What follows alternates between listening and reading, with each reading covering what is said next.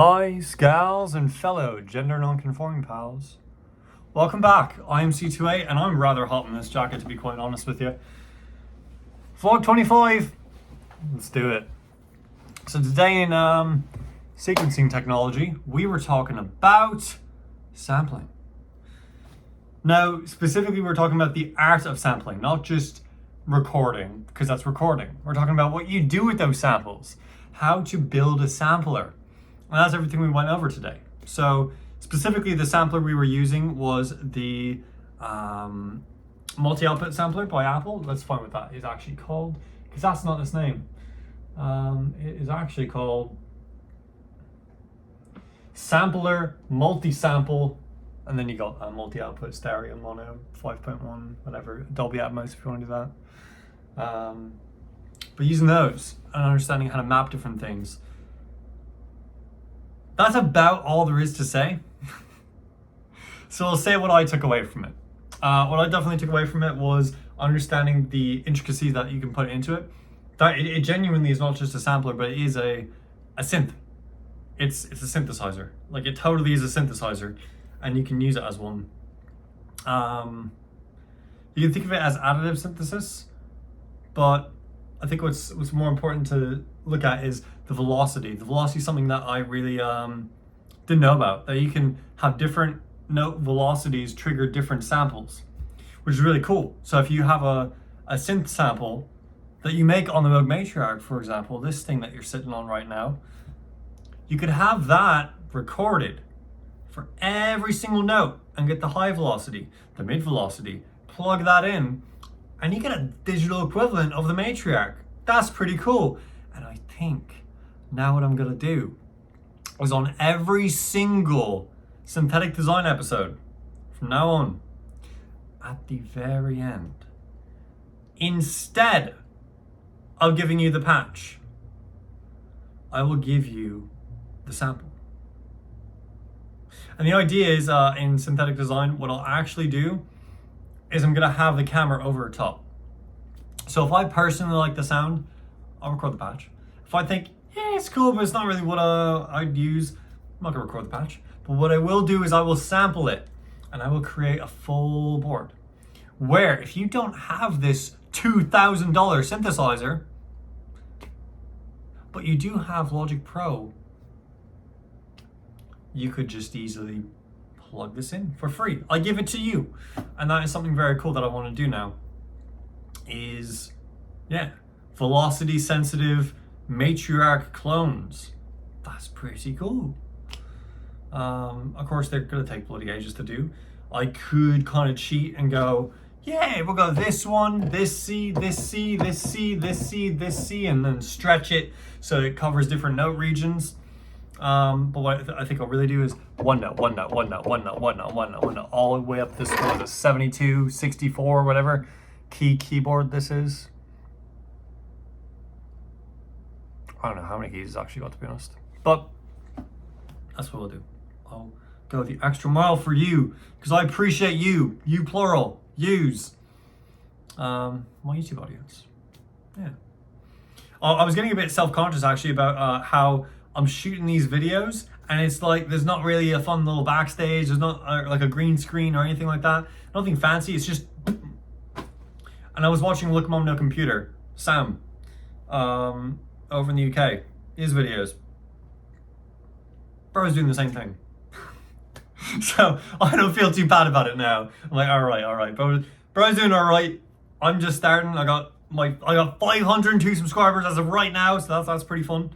But I definitely I need to focus on content over just quality of the video.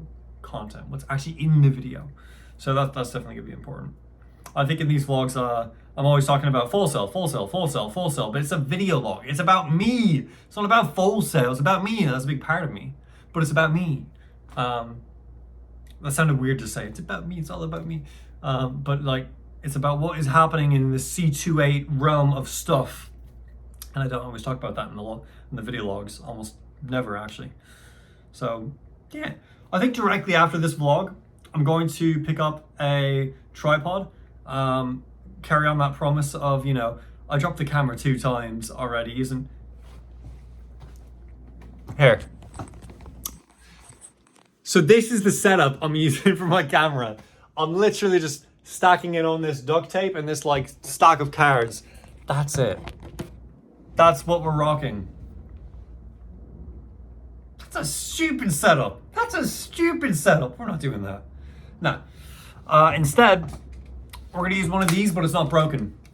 This one's broken. I don't know if you can see that, but the thing there doesn't connect. It's a bit broken. It's a bit melted, and the top thing is already thrown away because it is shattered into 2. Shattered or split? I think split is the only term. Can you say shattered into 2? I'm going to say you can. If anyone argues, they can be gone themselves. Get out of this situation. Be gone from me. I say shatter into 2. Yeah. But the sampling project is what all the sampling stuff was for. We're learning all these things so we can understand how to do the project. And then, of course, I'm doing the project and learning all these things so we know just how to do it in general. But yeah, project was pretty straightforward. We had to make a drum set and we had to make electric piano. So essentially for the drum kit, what we're doing is we're having every single drum loop be 1 shot, 1 shot, 1 shot, 1 shot, 1 shot on very specific keys, so just 1 key per thing. 1 shot's important. 1 shot means when you hit the key, it plays out. Versus if it's not, it'll play the note as long as you hold it, and if you let go, it's gonna. You get the idea. So, 1 shot's important because you can hit the note and it continues doing the thing that it wants to do, and it doesn't stop until the sample's actually done.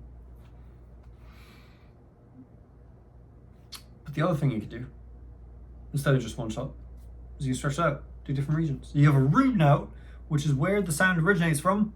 And you have trigger keys, which can be totally separate. You could have a root note down and a trigger key up, and there's nothing assigned to the root note, but that just tells the trigger key that it's up high, because relative to the root note, it's up high.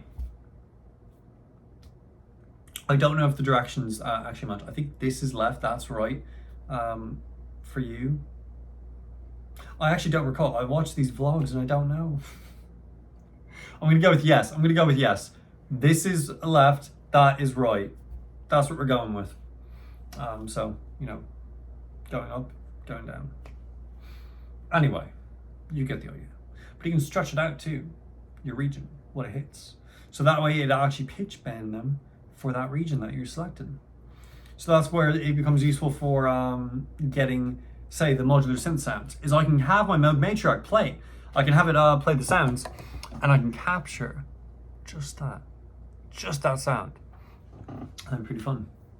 I think another fun thing with it is if I am doing that, I can have different groups assigned, and that's very fun too. You can add infinite groups as much as your computer will let you start, which is probably a lot.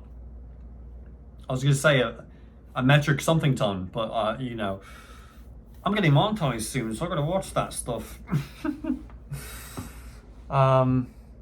Bigger groups will let me do different things with like different regions, and then like when you hit this note and this note, it does something different.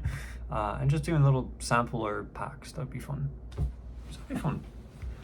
Of course it's gonna be fun. I just said it was gonna be fun. That's about it. I haven't got much else. We got a midterm coming up tomorrow? No, Friday. I made that mistake. It's funny, getting out of the military, of course I'm still in the US, but getting out of the military, I'm used to like, you get 1 or 2 days off, so pretty much you're working every day, and it's like, see you tomorrow, see you tomorrow, see you tomorrow, see you tomorrow. But now that I'm getting like literally every other day off, it's like, whoa, I'm not seeing you tomorrow?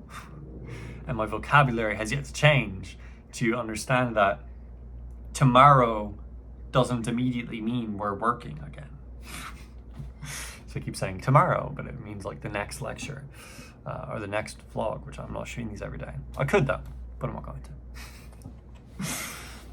I guess yeah, the schedule is interesting too, because I view these vlogs as sort of they're for the full sale process, but they don't have to be. They totally don't have to be. Watch like vlog 26 could 100% be not related to anything full sale. It could be like, I found a really cool leaf outside. I'm gonna show you. Look at this leaf, and that's it. That's the whole vlog. And I'm just not doing stuff like that. And I'll probably show you like more than a cool leaf. I could probably show you a cool twig as well. Just dynamic, you know, diversity of stuff, content. But yeah. The point is, I want to get more stuff in here and do more fun things. And once YouTube starts paying me, I want to put that money right back into the channel and, you know, do a bunch of really fun stuff for you so you can enjoy the content, so I can spread love and joy and do my mission statement, which is providing awe and joy to people of all ages and all backgrounds through media, through the audio I create, through immersive soundscapes and sound design things. That's the mission statement of SEQT. Not verbatim, but like, you know, I know what I want to do. If you've got any questions, leave them in the comment section below. I'll get back to them and put them up here in a future video. So, yeah. Without further ado, I want you all to please take care of yourselves. God bless and goodbye.